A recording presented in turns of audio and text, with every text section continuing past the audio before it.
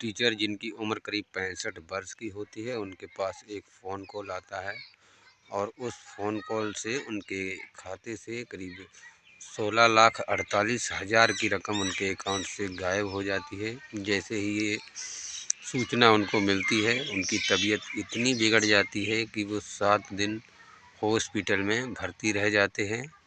और आखिरकार जब साइबर क्राइम को सूचना दी जाती है, तो साइबर क्राइम के पुलिस अधिकारी जो होते हैं वो भी इतने हैरान थे कि इतनी खूबसूरती और सफाई से आखिरकार कैसे ठगों ने इस घटनाक्रम को अंजाम दिया। अब समझ सकते हैं किसी की पूरी ज़िंदगी भर की कमाई अगर जिसकी खाते में हो और उसकी अचानक से खाली हो जाए तो उसका क्या हाल हो सकता है।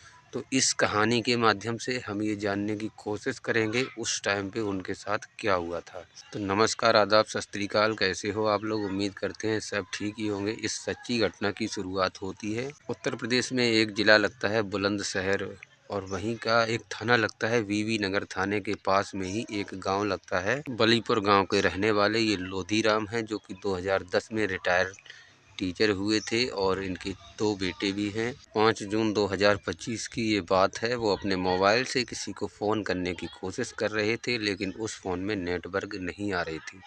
वो अपने पोते से कहते हैं, आप देख सकते हैं साइड में उनकी फ़ोटो भी है। वो अपने पोते से कहते हैं कि बेटा, हमारे मोबाइल में पता नहीं क्या है, इसमें नेटवर्क नहीं आ रहे हैं। क्योंकि आजकल के लड़के वैसे ही मोबाइलों के मामले में थोड़े एक्सपर्ट होते हैं।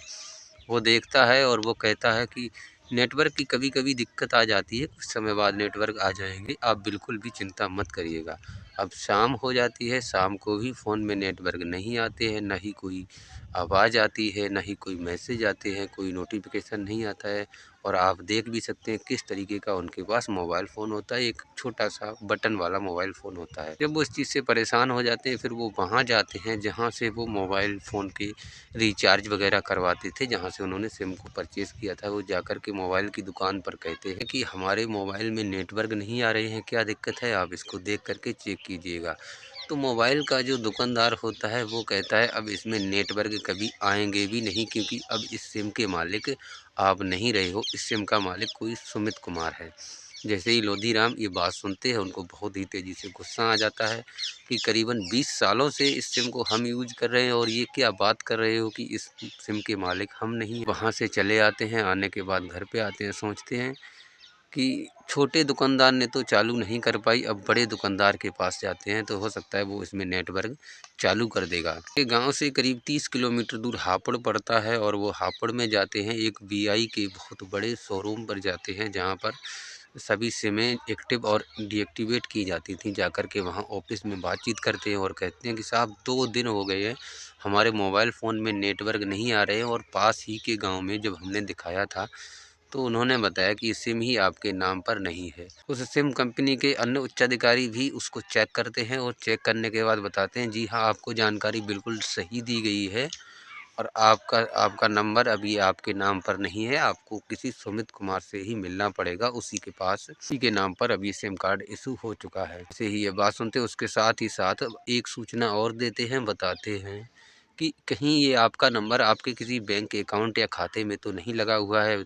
तो लोधीराम जी कहते हैं हाँ बिल्कुल, हमारे पीएनबी के बैंक खाते में ये नंबर लगा हुआ है। सिम बेचने वाला जो ओनर होता है वो कहता है कि आपको तुरंत ही अपने बैंक खाते में जाना चाहिए और अपनी पड़ी हुई राशि चेक करना चाहिए, कहीं ऐसा तो नहीं आपके बैंक खाते में किन्हीं पैसों के साथ में कोई छेड़छाड़ की गई हो।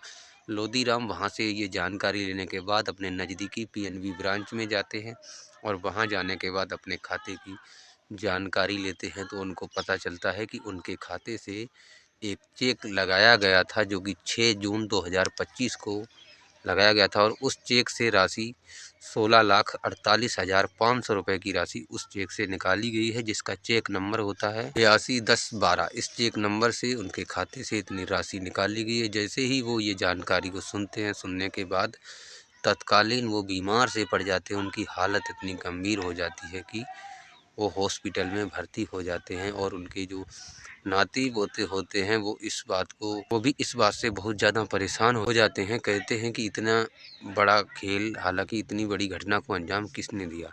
तभी उनको कोई जानकार व्यक्ति रिश्तेदार होता है, वो उनको सलाह देता है कि अगर आपके साथ ऐसा हुआ है तो आपको घबराने की बिल्कुल भी ज़रूरत नहीं है। आपको जाना चाहिए साइबर थाने में जाना चाहिए और इसकी सूचना पुलिस को देनी चाहिए। वो जानकारी के अनुसार वो साइबर थाने में जाते हैं और जाने के बाद एक लिखित प्रार्थना पत्र देते हैं कि हमारे खाते से किसी ने 16,48,500 रुपये की राशि चेक के माध्यम से, जो भी अदर ट्रांजैक्शन भी थे सभी की डिटेल वहां पर देने के बाद एक अज्ञात नाम पर एक एफआईआर दर्ज हो जाती है। साथ में ही जो इनका मोबाइल का नंबर होता है वो भी किसी सुमित के नाम पर आता है, उसके खिलाफ भी एफआईआर में ही वारंट दर्ज कर लिया जाता है। पुलिस इस मामले की जांच में लग जाती है। देख करके पुलिस भी बहुत ज़्यादा हैरान हो रही थी कि जिस चेक नंबर से राशि विड्रॉल की गई है, बैंक से पैसा निकाला गया है, वो चेक अगर लोधी राम ने अपनी चेक बुक जब चेक की तो उसमें चेक किया कि उस नंबर की चेक तो उनके ही चेक बुक फॉर्म में लगी हुई है, लेकिन फिर भी वही चेक जा कर के और ठीक वही सिग्नेचर से ये बैंक से इतना बड़ा घपला कैसे हो गया। पुलिस ने इस मामले की जांच पड़ताल जब शुरू की तो सबसे पहले पता लगाने की कोशिश की कि ये सुमित कुमार कौन है जिसके नाम पर ये सिम हमें इशू हो चुकी है। सुमित कुमार का जब पता लगाया जाता है, सुमित कुमार दिल्ली का रहने वाला एक लड़का होता है। उससे जब पुलिस जाकर के मिलती है तो वह बताता है कि ऐसा नंबर तो हमारे नाम पर कोई है नहीं। हाँ, कुछ दिन पहले ज़रूर हमने एक वोडाफ़ोन की सिम नई खरीदी थी और उसके अलावा हमारे पास दूसरा कोई नंबर नहीं है। फिर उस सुमित कुमार से ये पूछा जाता है कि आपने ये सिम कौन सी दुकान से खरीदी है, तो वो वहीं के एक छोटे से मोबाइल स्टोर रूम का एक एड्रेस देता है। पुलिस उस एड्रेस पर पहुंचती है। पहुंचने के बाद जब जांच पड़ताल करती है, उस ओनर से पूछती है कि आपने इस नंबर की सिम किसके नाम पर जो है इशू की है, किसके नाम पर पोर्ट की है। वो बता देता है कि हमने ये सिम जो है सुमित कुमार के नाम पर ये पोर्ट की है और कुछ ही दिन पहले ये सिम आई थी। पुलिस उनसे जब पूछती है कि कुछ ज़रूरी दस्तावेज लिए थे आपने जो कि आपको लेना चाहिए, वो सॉरी बोलता है, कहता है हमसे गलती हो गई, हमें नहीं पता था इस मामले में इतनी बड़ी घटना हो जाएगी। पुलिस समझती है कहीं न कहीं इस सुमित का भी हाथ इसके बीच में ज़रूर होगा। पुलिस उस मोबाइल दुकानदार के ओनर से कहती है कि चलिए कोई बात नहीं, आपने तो अपना काम किया है, चलिए फिर भी ठीक है, आगे की जाँच हम करते हैं। सुमित जो होता है जिसने सिम बेची हुई थी उसने जो है जिसको सिम ये दी थी उससे 55,000 रुपये की नकद राशि प्राप्त की थी और उसने कहा था कि हम किसी दूसरे के नाम पर इस सिम को करके दे देंगे। जैसे ही पुलिस वहाँ साइबर की पुलिस वहाँ मौके से हटती है, तत्कालीन सुमित अपने उसी जानकार व्यक्ति को जिसका नाम गौरव होता है, गौरव को तुरंत फ़ोन लगाता है और सारी जानकारी गौरव को बता देता है कि पुलिस इस तरीके से हमारे पास आई थी और उसके बारे में पूछताछ कर रही थी। पुलिस भी इन सभी मोबाइलों को जैसे-जैसे संपर्क हो रहा था वैसे-वैसे सभी के मोबाइलों को ऑन रिकॉर्डिंग पे सर्विलांस पे लगा कर के टैप कर रही थी कि यही लोग हैं जो किसी न किसी घटना को अंजाम दे रहे हैं। लेकिन उन उन लोगों को इस चीज़ के बिल्कुल भी वाकिफ़ नहीं थे, क्योंकि पुलिस ने उनसे तो कह दिया था कि कोई बात नहीं, आप तो सिम बेचते हो, बेचते रहिएगा। लेकिन पुलिस भी इसमें खुफिया तरीके से काम कर रही थी। जब उस ओनर को तो जानकारी ये मिलती है तो वो भी थोड़ा अलर्ट हो जाता है कि हमारे बचे हुए पैसे कब दोगे आकर के। वो कहता है कि तुम्हारे बचे हुए पैसों को हम वापस कर देंगे आकर। फिर पुलिस अब इस चीज़ का अंदाज़ा लगा रही थी कि अब आखिर ये चेक जो है जो अभी भी इनके चेक बुक पैड में लगी हुई है, उस चेक से ये 15,39,500 रुपये की राशि कैसे निकाली गई और किस ब्रांच से निकाली गई है। जब पुलिस इस मामले की जांच पड़ताल करती है तो उसमें निकल कर सामने आता है सीसीटीवी कैमरे के माध्यम से कि दिल्ली के अंदर एक पीएनबी ब्रांच से जिससे 16 लाख रुपए की चेक का जो है ट्रांजैक्शन किया गया है। जब पुलिस वहाँ ब्रांच में जाने के बाद पता करती है, मैनेजर के द्वारा जानकारी लेती है कि आपको पता है बैंक के नियम के अनुसार जब भी किसी खाते से बड़ी राशि को डेबिट किया जाता है तो उनको फ़ोन करके वेरिफिकेशन किया जाता है कि आपने ये चेक दिया है कि नहीं दिया, और वो फ़ोन उसी नंबर पर किया जाता है जो कि बैंक के साथ रजिस्टर्ड नंबर होता है। तो बैंक मैनेजर अपनी जानकारी में बताता है कि हाँ जी बिल्कुल, हमने इस नंबर पर फ़ोन भी किया था और जानकारी भी ली थी, क्योंकि ये चीज़ बिल्कुल साफ़ हो चुकी थी। उस सिम का बंद होना और उस बैंक का उस चेक का उस बैंक में जाना, दोनों ही चीज़ें आपस में जुड़ी हुई थी। अब मैनेजर तो इस तरीके से साहब निकल जाता है, उसको कोई भी जानकारी नहीं थी। अब भी पुलिस के लिए सवाल ये था कि जो चेक लोधी राम की चेक बुक में अभी भी लगी हुई है, वही चेक बैंक में जा कर के पैसा कैसे निकाल सकती है। पुलिस ने काफ़ी कड़ी मशक्क़त और मेहनत से जांच पड़ताल की, तो जिसमें 2 नाम और निकल कर आए, जिसमें अब्दुल और कासिम। ये दोनों ही नाम एक पेशेवर मुजरिम होते हैं और इनका यही डिजिटल ठगी का, ऑनलाइन ठगी का यही इन लोगों का कारनामा होता है। जब पुलिस किसी कड़ी को लेकर के जब उनके पास पहुंचती है और उनको जब अरेस्ट करती है, तब उनसे पता चलता है कि बिल्कुल उन्हीं लोगों ने इस घटना को अंजाम दिया और वही एक किसी मल्टीपल ऐप के ज़रिए से ठीक सेम कैटेगरी की फर्जी डुप्लीकेट चेक बना करके तैयार करते थे और बैंक में लगा देते थे। उससे पहले जो भी आवश्यक चीज़ें होती थीं, जैसे कि बैंक के साथ रजिस्टर मोबाइल नंबर और अदर्स चीज़ें, उन चीज़ों की भी वो पहले से ही व्यवस्था करके रखते थे कि बैंक से जब भी वेरिफिकेशन कॉल आए तो उनको पूरी जानकारी सही दी जा सके। इसी के साथ ही साथ पुलिस ने और भी उसमें अपराधियों की जब जांच पड़ताल की, तो 4 नाम और निकल कर के सामने आए जिन लोगों ने इन पैसों से हिस्सेदारी की थी। नितिन कुमार होता है, सुमित कुमार होता है, गौरव सिंह और विकास कुमार और अब्दुल सिम खान।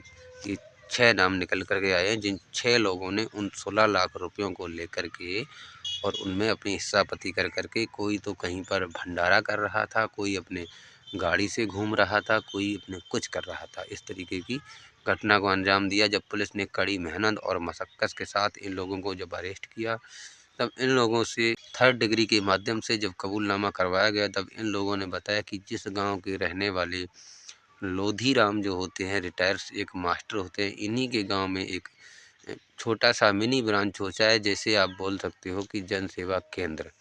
वहाँ पर ये लोधी राम अक्सर कर पैसे निकालने या किसी भी तरीके से जाया आया करते थे। तो उस केंद्र वाले, जनसेवा केंद्र वाले को ये जानकारी पूरी तरीके से हो चुकी थी कि इनके खाते में पैसा इतना पड़ा हुआ है और कई दिनों से इसमें लेन देन भी नहीं होता है।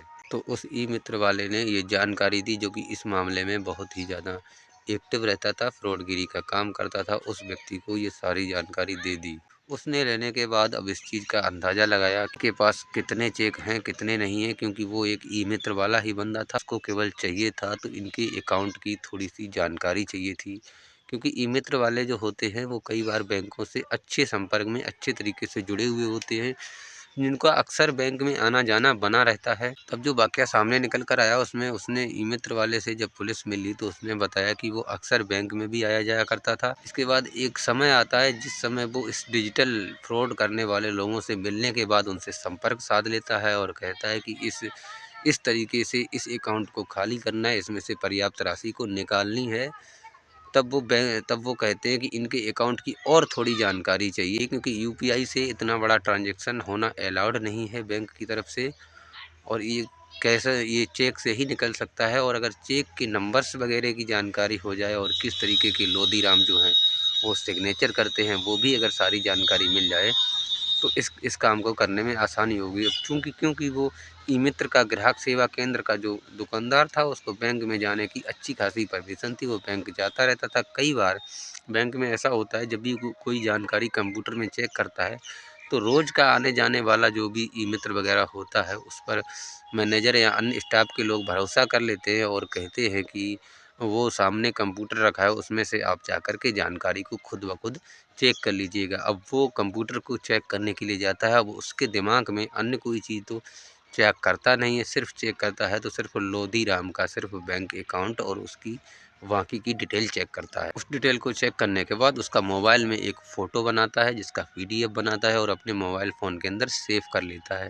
जानकारी जो है, जो साइबर फ्रॉड होते हैं, जो इस घटना को अंजाम देते हैं, उन लोगों को इस तरीके की जब जानकारी मिलती है, तभी वो एक डुप्लीकेट चेक बना करके तैयार करते हैं और चेक बनाने के बाद बैंक से चेक का कैश भी विड्रॉल कर लेते हैं और उसके बाद यूपीआई सेट करते हैं। यूपीआई से भी अलग अलग ट्रांजैक्शन करते हैं, कभी 10,000 का, कभी 15,000 का। तो इस तरीके से टोटल मिला करके उस मास्टर के खाते से करीब 16,48,500 रुपये की राशि निकाल लेते हैं। निकालने के बाद जब पुलिस ने इन लोगों से अरेस्ट किया, इन सभी अपराधियों को अरेस्ट करने के बाद जब इन्हें 3rd डिग्री के माध्यम से पूछताछ की, तो पुलिस ने अभी तक मिला करके करीब 15,60,000 रुपये बरामद कर लिए हैं। दोस्तों, इस घटनाक्रम को सुनाने का केवल एक ही उद्देश्य है। कोई भी काम, कोई भी फ़ोन कॉल अगर आपके पास आती है तो आप थोड़े जागरूक रहिए, हमेशा थोड़े अलर्ट रहिए। अगर कहीं पर भी आपको कोई भी काम आपकी लाइफ में ऐसा संदिग्ध लगता है, तो किसी भी व्यक्ति से उसकी परामर्श आपको अवश्य लेनी चाहिए। अगर इन बुजुर्ग मास्टर जी की सारी कमाई अगर चली गई होती तो शायद ये अभी भी उसी हॉस्पिटल के बेड पर लेटे होते। ज़रा सोच कर देखिए, जिसकी ज़िंदगी की पूरी पूंजी एक बार में ही चली जाए उस पर क्या बीतेगी। तो पुलिस ने बड़ी ही खूबसूरती से इस घटना को अंजाम दिया और अंजाम देने के बाद उनको उनके पैसों की राशि वापस की। तो ऐसे पुलिस अफसर के लिए सैल्यूट करने को मन करता है। और दोस्तों, इस घटनाक्रम को सुनाने का उद्देश्य किसी को परेशान करना या किसी का दिल दुखाना नहीं है, बल्कि आपको जागरूक करना है, आपको सचेत करना है। आप लोग सुरक्षित रहें, अपना और अपने परिवार का ख्याल रखें। जय हिंद, जय भारत।